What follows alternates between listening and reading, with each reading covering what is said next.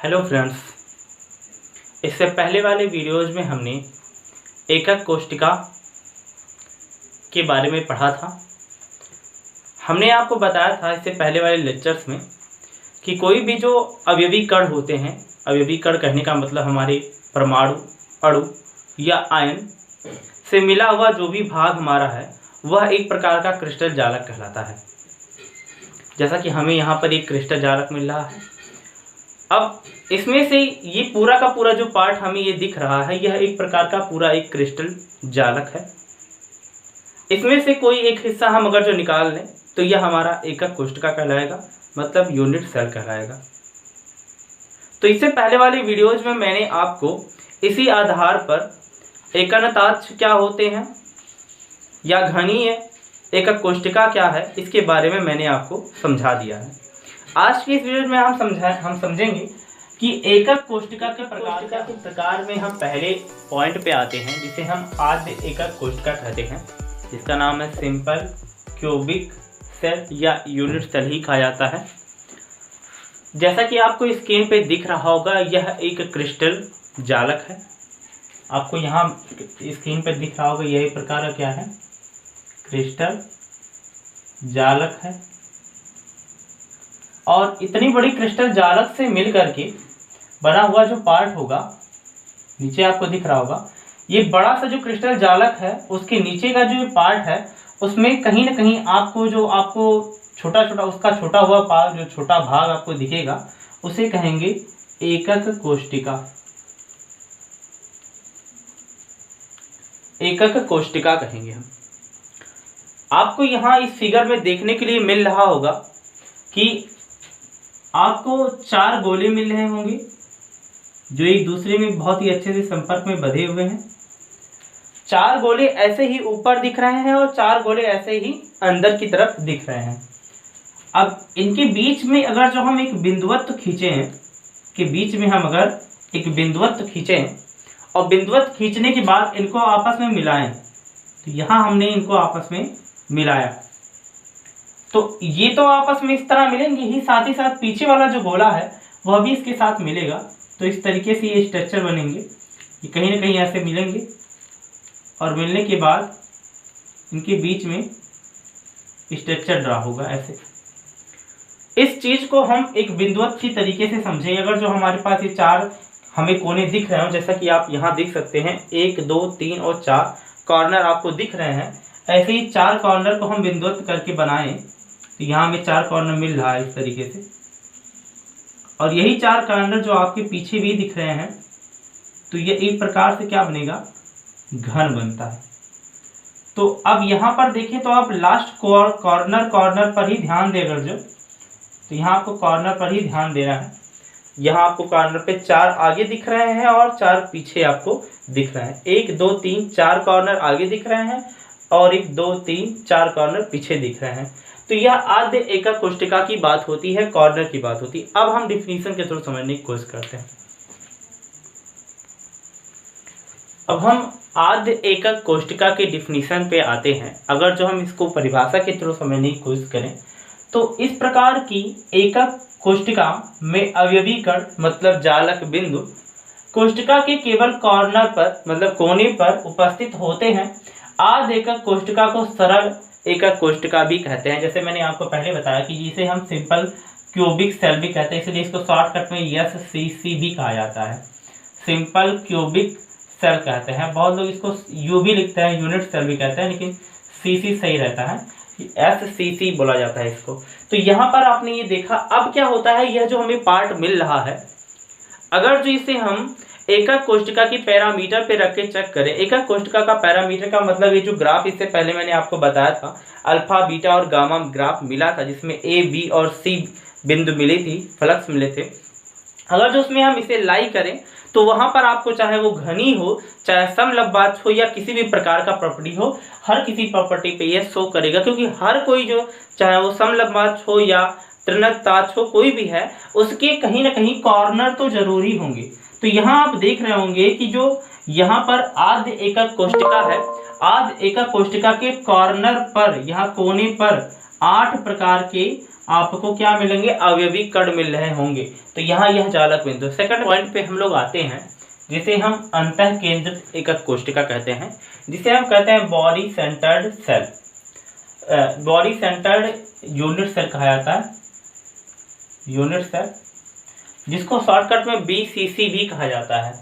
तो यहाँ पर ये क्या होता है, बीसीसी क्या है, ये यूनिट सेल बोलते हैं या सेल बोलते हैं, वो सेंटर्ड आप अपने तरीके से कर सकते हैं। लेकिन यहाँ बीसीसी का अर्थ क्या है ये मैं आपको बता दूं। मतलब हमारे पास क्या है, एक जो भी जालक बिंदु है, जालक बिंदु एक प्रकार का, ये एक प्रकार का जालक बिंदु है, एकक कोशिका है। एकक कोशिका के बीच वाले भाग में, कहीं बीच वाले भाग में जो अवयवी कण है, अवयवी कण का मतलब आयन, अणु, परमाणु, ये सभी चीजें अवयवी कण हैं, वह बीच में उपस्थित हों, बीच में सेंटर्ड में, किसी भी तरीके से सेंटर्ड में उपस्थित हो, तो वह क्या कहलाएगा, अंतः केंद्रित एकक कोशिका कहलाएगा, जिसे बॉडी सेंटर्ड यूनिट सेल कहलाएगा।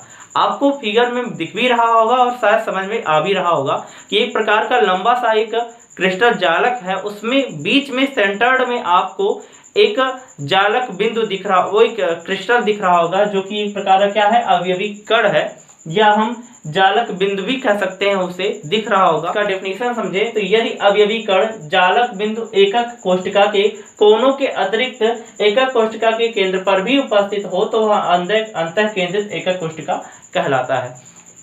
कहने का तात्पर्य है कि यह कोण इसके कॉर्नर पर तो उपस्थित ही है, जो अवयवी कण है, अवयवी कण का मतलब अणु, परमाणु, आयन, मैंने आपको पहले ही बताया था, यह कॉर्नर पर तो उपस्थित है, साथ ही साथ सेंटर पर भी उपस्थित है, तो यह कहलाएगा अंतः केंद्रित एकक कोशिका है। वह फलक केंद्रित एकक कोशिका, जिसको कहा जाता है फेस सेंटर्ड यूनिट सेल, जिसको कहा जाता है एफसीसी।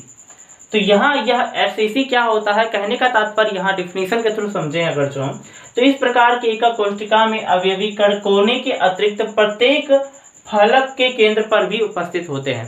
कहने का तात्पर्य यह है कि अगर जो हमारा एक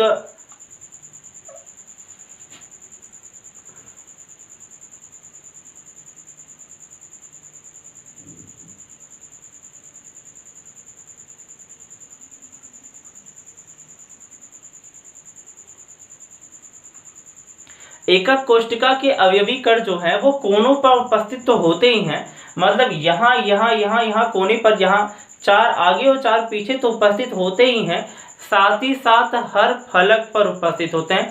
फलक कहने का तात्पर्य हमारा यह है, जैसे कि आपको ये क्यूबिक दिख रहा होगा, इस क्यूबिक में आपको ये एक फलक दिख रहा होगा, इसके पीछे वाला एक फलक, यहाँ यहाँ यहाँ यहाँ, कुल आपको 6 फलक दिख रहे होंगे। तो कहने का तात्पर्य है जो अभी हमारा अवयवी कण है, इसके सेंटर्ड पर यहाँ पर एक फलक, यहाँ पर एक, फिर यहाँ 2, फिर 3, फिर 4, 5, 6, ऐसे आपको 6 फलकों पर इसे क्या मिल रहा होगा, फेस सेंटर्ड यूनिट सेल जो होगा, एफसीसी जो होगा, वो 6 फलकों पर आसानी के साथ कवर्ड किए होते हैं। कोशिका के प्रकार का ये लास्ट टॉपिक जो हमारा है, जिसे अंतः केंद्रित एकक कोशिका कहते हैं, ये हमारे टॉपिक का लास्ट टर्मिनोलॉजी है, जिसमें हम ये समझेंगे कि जो एंड सेंटर्ड यूनिट सेल क्या होता है। मैं पहले आपको डिफिनीशन समझाऊं फिर आपको बताऊंगा। इस प्रकार की एकक कोशिका में अवयवी कण कोने के अतिरिक्त किन्हीं 2 विपरीत फलकों के केंद्र पर भी उपस्थित होते हैं। इसको कहने का तात्पर्य मैं आपको बताऊं, जैसे हमारे पास एक क्यूबिक है, इसको हम पकड़े अगर जो, तो आप देख रहे होंगे कि ये फलक है, आपको सामने से दिख रहा होगा, यहाँ मैंने इसको पकड़ा तो 2 फलक टच हुए, एक यहाँ पर और एक यहाँ टच हुआ।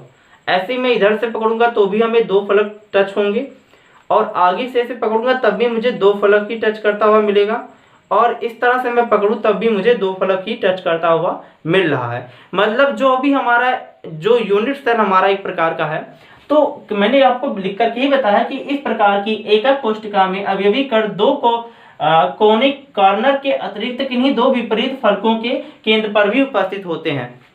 जैसे कि आप एक फलक ये देख पा रहे होंगे और एक फलक ये देख पा रहे होंगे। अब अगर जैसे हमें दोनों को पकड़ना है हाथों से, तो आप देख रहे होंगे कि मैं जब हाथ से पकड़ने की कोशिश करूंगा तो मैं इस प्रकार से पकड़ूंगा, मतलब आगे वाला भी फलक हमारे इसके संपर्क में आ रहा है और पीछे वाला भी इसके संपर्क में आ रहा है, तो यह एक कंडीशन हो सकता है। अब इस चीज को मैं समझाने की कोशिश करूँ तो जैसे आप देख रहे होंगे कि यहाँ मैंने आपको पकड़ के बताया, तो एक फलक तो ये हो गया, तो एक फलक आगे का, ये पीछे का पोजीशन, एक आगे का आपकी और एक पीछे का पोजीशन दोनों कवर हुए। फिर उसके बाद क्या आता है, एक ऊपर का ऐसे कवर होगा इस तरीके से, तो दूसरा मैंने ये बनाया है कि ऊपर का कवर हो रहा है, और तीसरा जो मैं करूंगा तो ये इस प्रकार पकड़ूंगा, तो इस प्रकार आप देख रहे होंगे कि ये इस प्रकार का पकड़ा हुआ चीज है।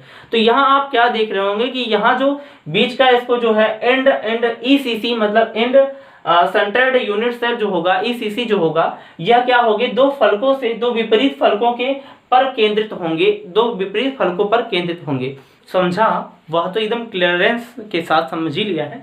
लेकिन एकक कोष्ठका की जो प्रकार की बात की जाए, ये सातों प्रकार इससे पहले मैंने आपको बताया भी है, इससे पहले वाले वीडियोज में मैंने आपको बता दिया है, लेकिन फिर से उस बात को मैं आपको स्पष्ट करके बताने की कोशिश करूंगा।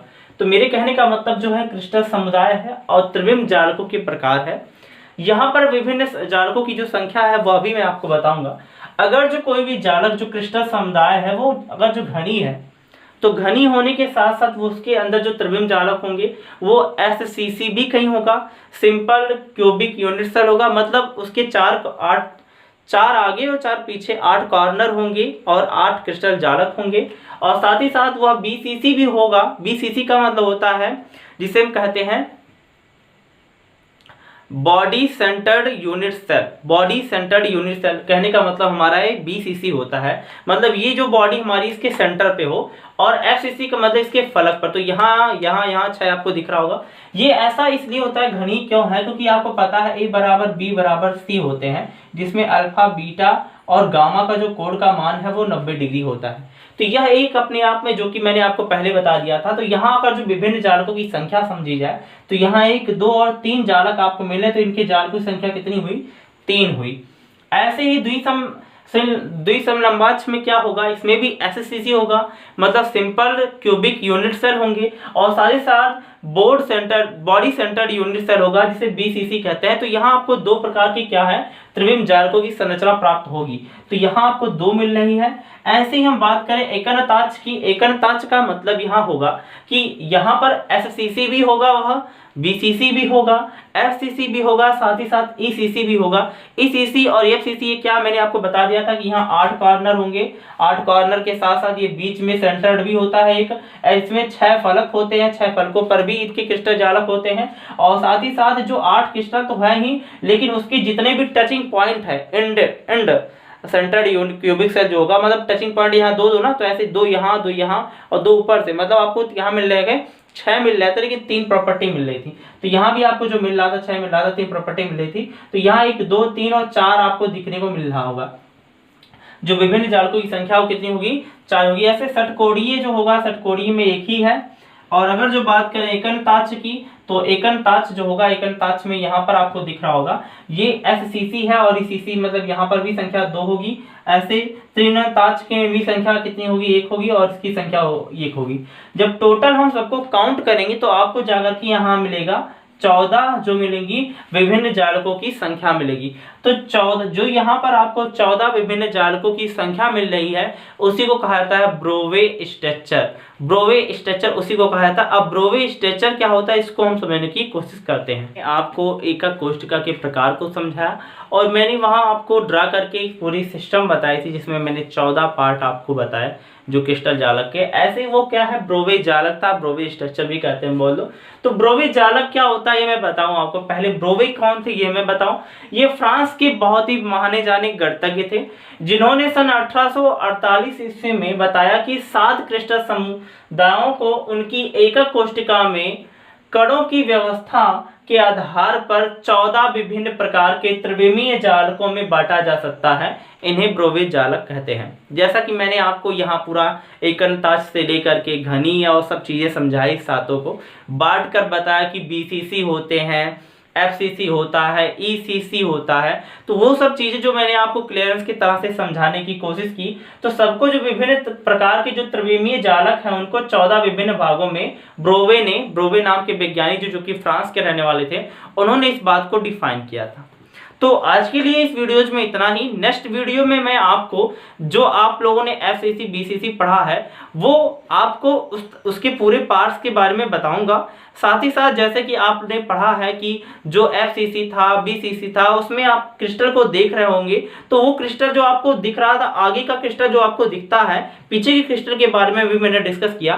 तो मैं नेक्स्ट वीडियो में ये बताऊंगा कि मान लीजिए यहाँ जो क्रिस्टल रखे हुए हैं ये प्रकार क्रिस्टल है, तो ये क्रिस्टल इससे कितना संपर्क में है, कितने लोगों से। अब यहाँ पर अगर जो इस क्रिस्टल को मैं ऐसे ही रखूं तो ये क्रिस्टल फ्री है क्योंकि उभरा हुआ भाग है, तो ये कहीं ना कहीं उभार इसमें है, लेकिन और किससे जुड़ा हुआ है या नहीं जुड़ा हुआ है या क्या प्रोबेबिलिटी इसमें है, इसके बारे में नेक्स्ट वीडियो में मैं आपको बताऊंगा।